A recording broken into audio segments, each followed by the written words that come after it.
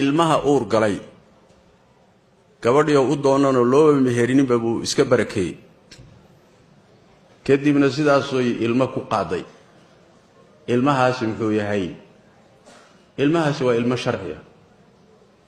hadda ka hor baan masaa'il lamida ka soo jawaabnay ilmuhu meher kuma dhalanin sooma meher la'aan buu dhashay hadana garc ma sababtu maxay tahay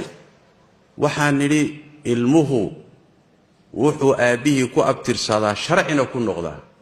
marka aabaha islaanta u galmoonaya uu isleeyahay xalaal bay ku tahay hadduu ugu galmoodo niyad ah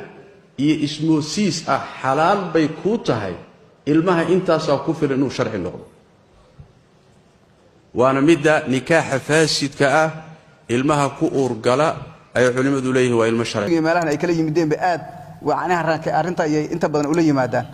madhabkan waliba Abu Bakar iyo Umar iyo way qabaan khulafadu inay mehersan rag qabay ku jiraan ma aha tabaad markaas madaahibtan kaliya xataa ma iyo Shaafici ma marka sida raajixa way mehersami oo waa maxay wa ulaatul ahmaali ajaluhunna an yad'ana hamlahunna daasi warwa hamliga qumane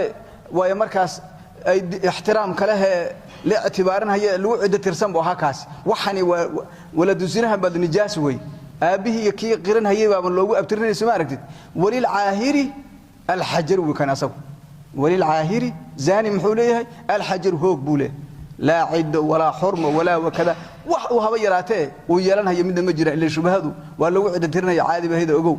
marka xagga ay Soomaalidu ku mashquulsan tahay xal waa loo heli lahaa weyn ka xasaminay sida raajix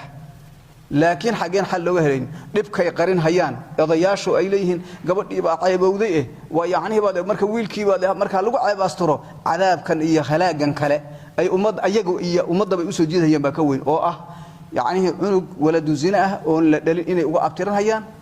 asagoo nasiibeen dad aan nasibkiisa inay uga abtiran hayaan oo ay dhaxalkii siin hayaan oo wilaayadii ay siin hayaan oo waa curadkii reerka leeyahay gabdhii haduu rabo asagii uu guurinayo oo wada markaas mas'uuliyo reerkii dhanaaba way gacanta loo gelinayo dibkana ka dhalanayo mugda oo ka weyn kay sheegayaan marka kii noocaas aha asaguna wada marka ma dhaxlahayo aabihi iyo jahada laakiin hooyadii iyo wixii jahooyo ka yimid buu dhaxli wa waladu zinan asna ma dhaxlahayo